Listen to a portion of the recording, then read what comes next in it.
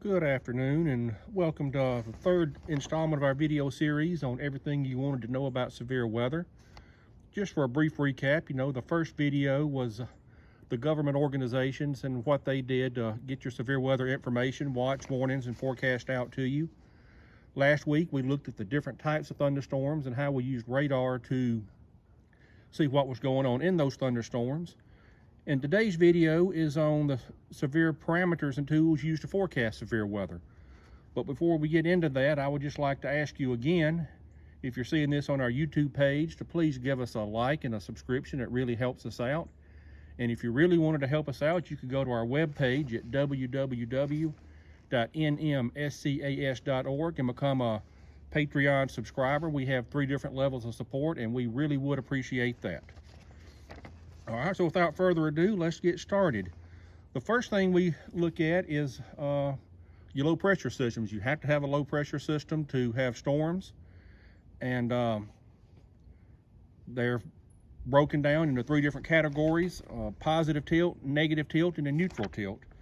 So let's look at a positive tilt one first. And you can see here in this graphic, the L with the 999 above it is the center of the low pressure. The 999 is the strength of the low pressure. That's the strength of it measured in millibars. I know a lot of times you're used to seeing it in inches of mercury, like 30.14 inches of mercury. And you're usually seeing it in millibars on your local news when you're forecasting tropical storms and hurricanes. That's how they give the strength. But on your weather maps, it's done in millibars here. And this example is 999. But how to tell whether it's a positive, neutral, or a negative tilt, you look at these black lines surrounding it. Those are called isobars, and everywhere on those black lines, the air pressure is equal. So you can just, wherever you follow that line, the air pressure is equal. So, and you can see on this one, the storm system's moving west to east. It's the most common here in North America. And out ahead of that, you can see the isobars are tilted forward from a southwest to northeast. So that's in the direction of movement, so that's considered a positive tilt. All right, the next type is a neutral tilt. And you can see from there the isobars are more, they're not angling one way or another, they're just pretty much straight up and down, so that's how they give it neutral tilt. The third type is a negative tilt, and as you can see in this one, and this is an extremely negatively tilted low pressure system. Again, moving west to east, but the isobars looks like they're slanted more southeast back to northwest, opposite the direction of movement, so it has a negative tilt to it. And now you can get severe weather, you can get tornadoes from all 3 types of low pressure systems. But typically, if you want a big outbreak, when it gets a negative tilt, that's the one that gets our interest the most, and that's just due to the southeast surface winds, and I'll get to that a little bit later. All right, the next parameter that we look at a lot is dew point. And what I thought I would do today on some of these parameters, just to give you an appreciation of the level of math that meteorologists have to learn to become meteorologists. For all these parameters, for the graphic, I'm gonna put the formula up on how to calculate it. And no, I don't know what all these letters and symbols mean, and I don't know it on the rest of them you're gonna see either. But basically, dew point is the temp at which the air becomes fully saturated, or the temp the air has to cool to for dew to form. And it's just a way to measure the level of moisture in the air. You also see it measured with relative humidity, but a lot of times we'll use dew point. And there's no real magic number on when severe weather can form, but typically in the spring, if there were a magic number, it's 70. When you get a dew point of 70, the atmosphere is very moisture laden, and you've got the energy or the moisture to produce storms. Now that can vary, especially in the winter season. It doesn't have to be that high. And but still, in the spring, since this is when the most of our severe weather occurs, once you start getting dew points 66, 67, and like I said, 70, that's when you start to know you have the potential for a stormy day. All right, the next parameter I'd like to look at is called CAPE, or Convective Available Potential Energy. And that's just the measure of the amount of energy an air parcel would gain as it's being lifted in altitude. It's measured in joules per kilograms. And basically, once again, this is for our spring severe weather season. If you get CAPE less than 1,000, that's marginal for just storm development. Not even severe storms, just storms to develop. Once you get a CAPE between 1,000 and 2,000, that's considered an unstable atmosphere. You can get storms to develop, and that's your low-end threshold for severe weather. Once you get up 2,000 to 3,000, that's considered moderate instability. 3,000 to 4,000 high instability, and over 4,000 extreme instability. But that doesn't mean just because you have an extremely high level of CAPE, you're going to get storms. As you remember, that P in what it stood for is potential. That does not mean it's not guaranteed, it's just the potential is there. The energy is there. Low CAPE doesn't mean no storms. High CAPE doesn't mean a severe weather outbreak.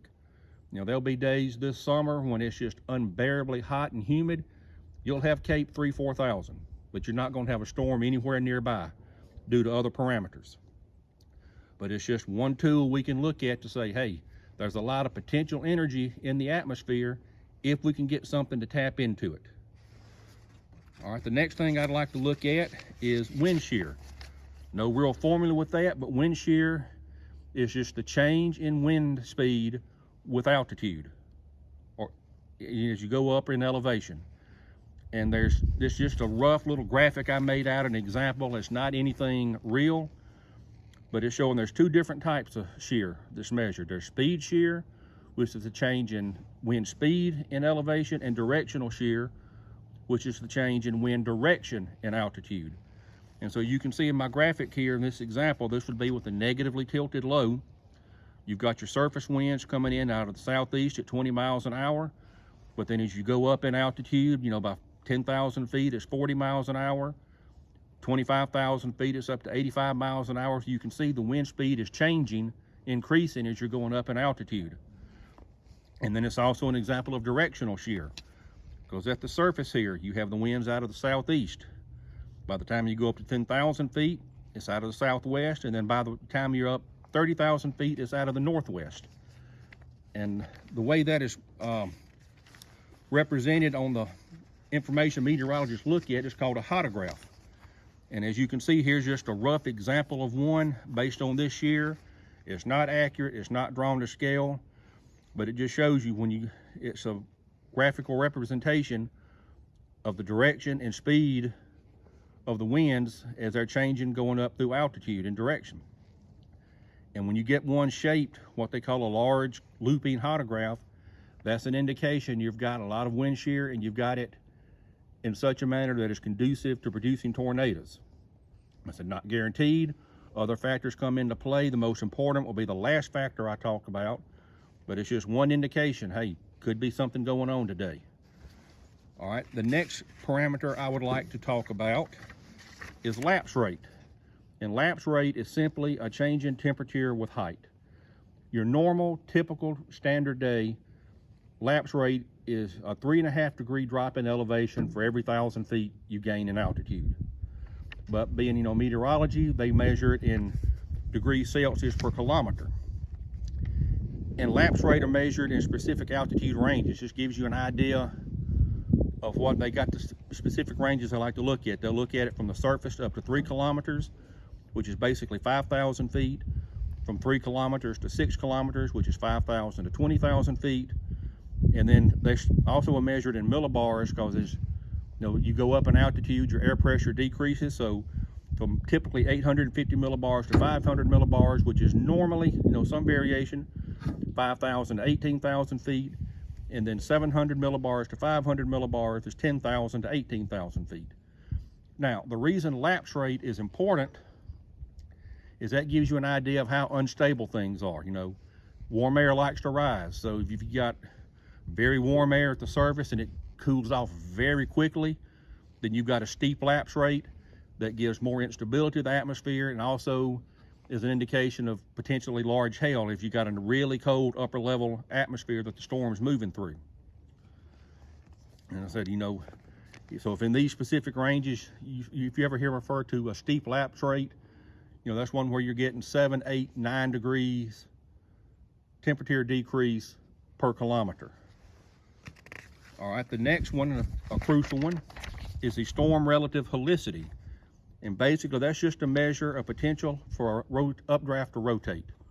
You know, you remember me telling you in the last video what differentiates a supercell, which is your severe weather producing storm, with just a regular storm. Is a supercell has a persistently rotating updraft, and this helicity is a way to measure how likely is that to happen. Now, typically, updraft rotations are measured from the surface to 1 kilometer and surface to 3 kilometers. In your low wind threshold to get tornadoes, you want your surface to 1 kilometer helicity values to be at least 150, and then your 0 to 3 kilometer values to be 300. Now, it can be a whole lot more than that. I mean, these are just thresholds. I have seen helicity values 800-900. But you know, these are your thresholds where you want to see where you could get a persistently rotating updraft to produce a tornado. All right, your next value, if I can get to it here, is your energy helicity index. And that's just basically an index that incorporates vertical shear and instability, and it's designed for the purpose of forecasting the possibility of supercell thunderstorms. Now, generally, you see the formula there, it uses CAPE and storm relative helicity. For tornadogenesis, you want an EHI of at least 1, and then by the time you get to your violent tornadoes, you're wanting the EHI value of 5 or greater. Like I said, these aren't etched in stone, but they're just general guidelines. The next value, and one that's looked at quite a bit, is the significant tornado parameter. And as you can see, there's the big long formula for that. And that looks at the current energy state of the atmosphere, and it predicts the likelihood of a tornado being formed that is EF2 or stronger. And like I said, that's why you have the significant in there. It's looking for the possibility of significant tornadoes, not just your normal weak tornado. And on severe weather days, if we start seeing parameter values greater than 2, we realize, hey, this could be a day you could have some stronger tornadoes formed. All right, the last parameter I'd like to look at, and the one in my opinion is the most important dealing with storms, is the CAP, or convective inhibition, CIN. And you can see the formula for it there. And to me, this is the parameter that can make or break a severe weather day. If the CAP is too strong, the storms never form. If the CAP is too weak, then the storms form as soon as you get a little bit of ingredients, and it's just a messy, rainy storm mode. Nothing ever gets formed. And the best example I can give on a CAP would be a can of Coke. And the cap is going to be the pop top on that can of Coke.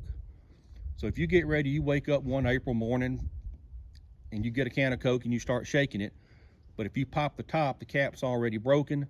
The Coke is just going to go everywhere. Nothing's going to build. It's just going to be a messy, rainy, maybe a rumble of thunder day. However, if that cap is holding, and I said what that would be, I told you got your lapse rate where the temp's getting stronger.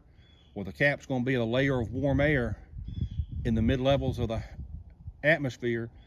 So as your warm air is rising from the surface, it hits that warm layer in there, and it just quits rising, and it kills the storms. Nothing's going to form with that cap.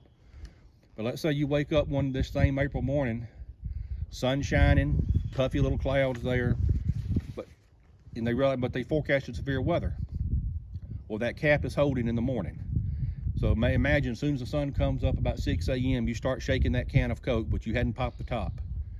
And you spend all day shaking that can of Coke as hard as you can. And what that shaking is doing, that's building the CAPE values up, that's building the wind shear values, allowing all the ingredients for severe weather to come together. But that cap is still holding. And if it holds all day, then you just got a pretty sunshiny day. But if about 3 o'clock, after you've been shaking that can for about 8 hours, you stop and you suddenly pop that top. If you've ever had a Coke can, it doesn't just ease out, it explodes out. And that's what severe storms do on days when a cap held all day. It just bottled up all the energy, and then it just, with the approach of the storm system where it just got too much energy build up, the cap breaks and the storms absolutely explode. And I remember I did some research on the April 27th outbreak.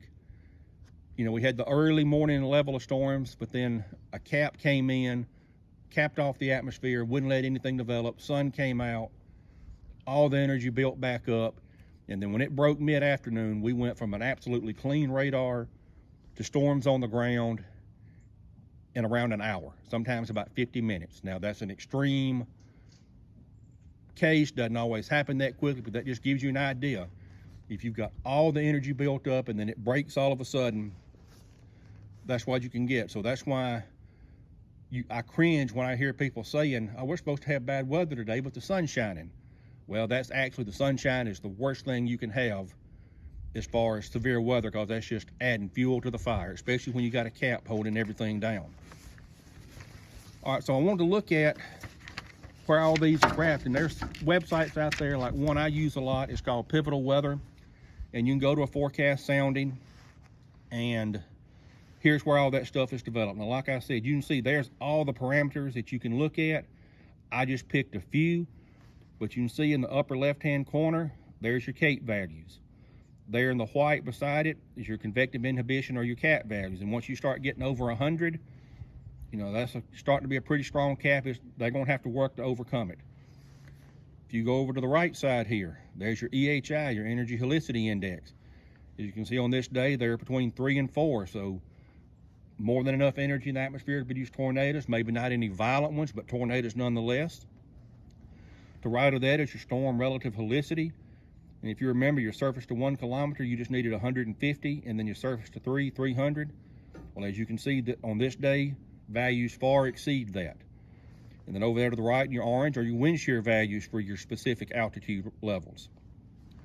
And you go down here to your bottom left, there's your lapse rates. And you can see from the various ranges, range anywhere from 6.7 to 9 degrees lapse rate. So you had some steep lapse rates for this day.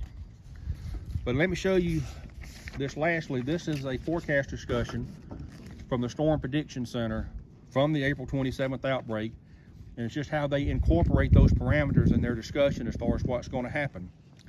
And as you can see at the top, CAPE values estimated to be 2 to 3,000. The wind shear environment down below that become more favorable. Large looping hodographs.